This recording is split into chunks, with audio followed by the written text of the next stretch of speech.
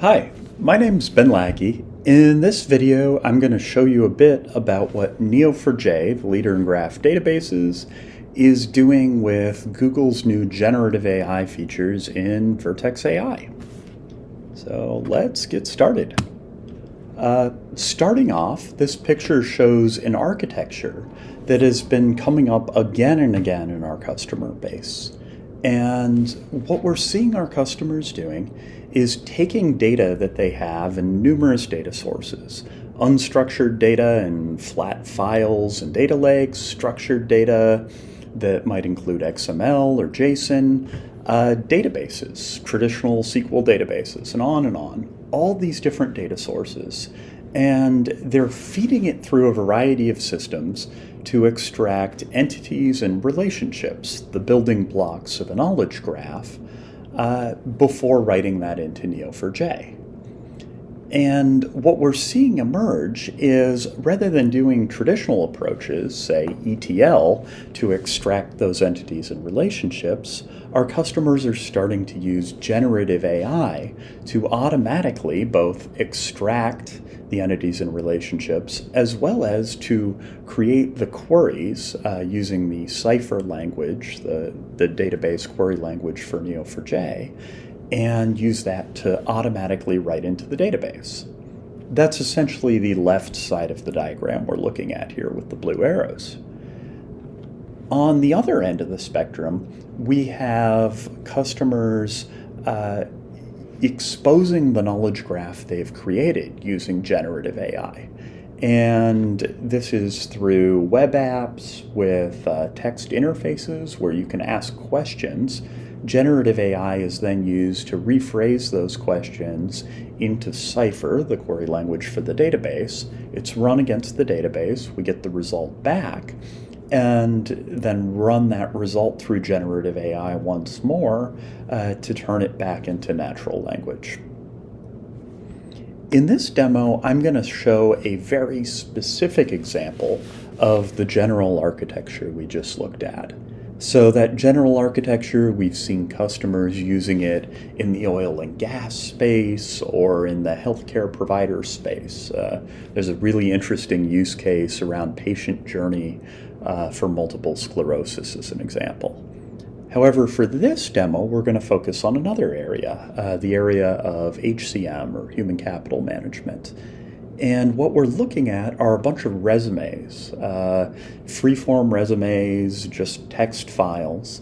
And if we think about those text files, the unstructured data in them, they have a name, the person whose resume it was, as well as various places that person has worked, skills they have, and where they were educated.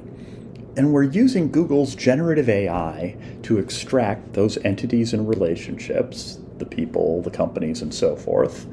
And then we're also using generative AI to create the cipher that writes into that database. And once again, this is the flow with the blue arrow on the left flowing down into Neo4j. And what the result of this is that we can take all this data that otherwise would be difficult to extract information from and automatically turn it into a knowledge graph. At the same time, on the right side, we once again have our web interface where we can ask questions of it and get that translated into Cipher in the database and then make use of that. So with that, now that you understand the high-level architecture, I'm going to take you through a bit of how this is actually being accomplished. So if we exit out of the slides, the first thing we're going to look at over here is a GitHub repo. So this is a publicly available GitHub repo to Neo4j partners and then this. And it consists of two parts. It has a notebook that does that left side of the architecture we were just looking at. Extracts data out from the resumes and then writes them into the database. That's in this directory. The second part is a user interface that runs using a technology called Streamlit and shows us how to build a UI that can interact with Vertex AI as well as Neo4j. So the notebook, if we dig into this a bit, we see the notebook here, and then all the data we used to build this out. So I'm just going to click on one of these, and you can see this is HTML formatted resume. It's for a front-end developer, and you can sort of scroll through and see some of the text in it.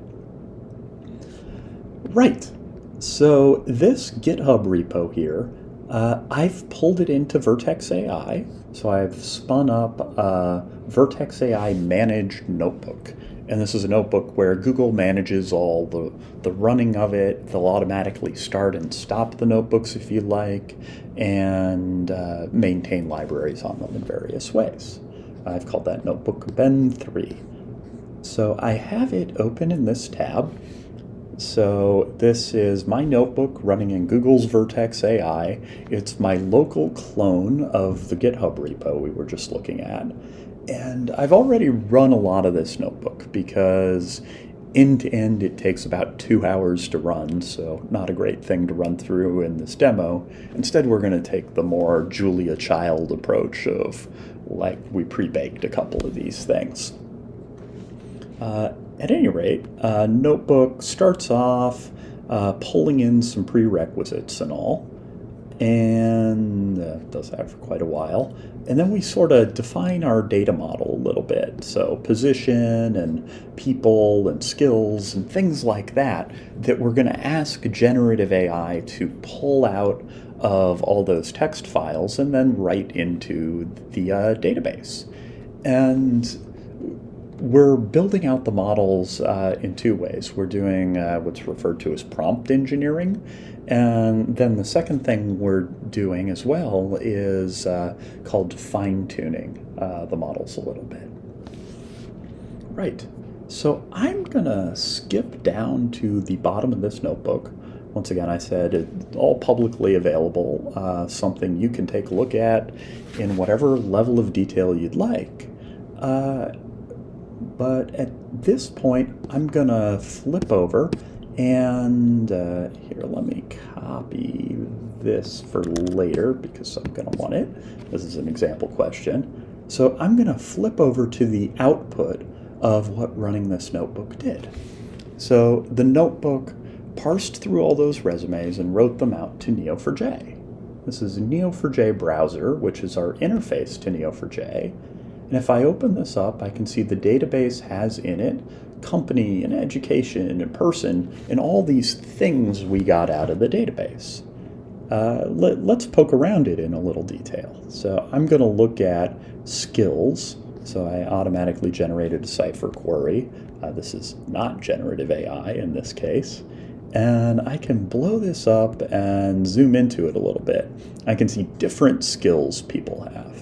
So like over here, we've got Jira, a ticketing system that's pretty common. And if I expand this, I can see, so this is the node for Jira, level expert. These are all the people who are expert at Jira. So like here is a senior technical project manager. We've got a plain old project manager over here. Similar thing, I can pop open this project manager and see what other skills they have in addition to Jira. So like this person apparently knows Visio and MS Project and SQL and various other things. So all that knowledge was just extracted from our unstructured data, and now we have this great graph that we can query and look at. And this same approach works not just with the resumes, but with all sorts of data, both structured and unstructured. The key connecting factor here is really that your data has connections in it. So use cases can vary across things like supply chain management, where you're trying to understand weak spots in your supply chain. Or another example, we work with many auto manufacturers to manage their bill of materials. Similarly, in financial services, there are applications around anti-money laundering, because the way you launder money is to hop from a bunch of different bank accounts.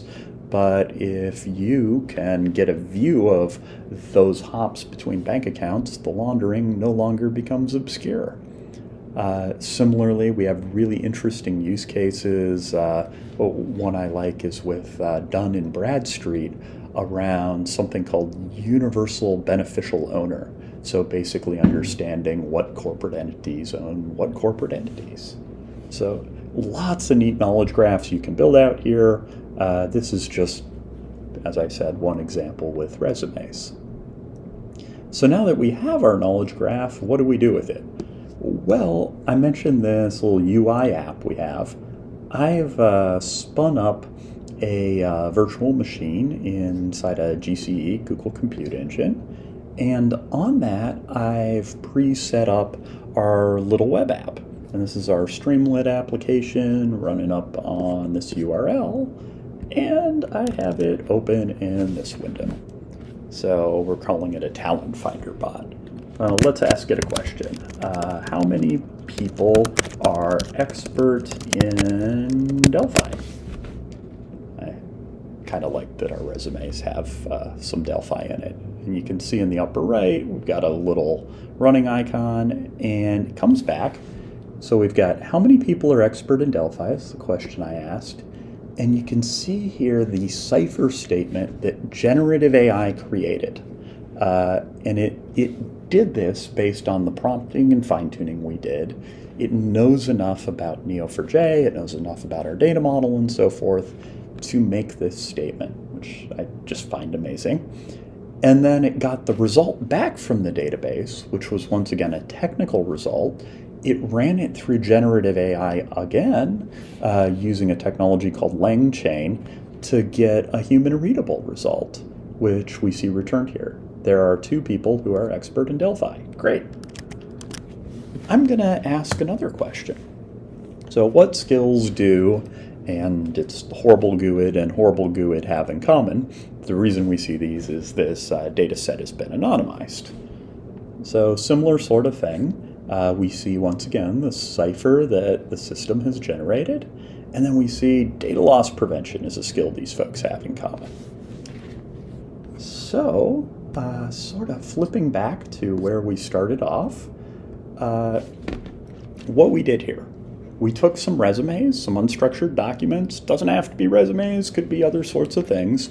We used Vertex AI to extract entities and relationships with them, and automatically built a knowledge graph, something that might take months otherwise. Similarly, we put a web user interface on top and fed that into generative AI and used it to query the database. This is allowing users who would otherwise have to be fairly sophisticated data scientists to make use of the information in the knowledge graph. So kind of one system offering 2 really powerful bits of functionality using Neo4j and Vertex AI together. Hope you enjoyed this demo, and if you have any questions, please reach out to me at ben.lackey@neo4j.com. Thank you.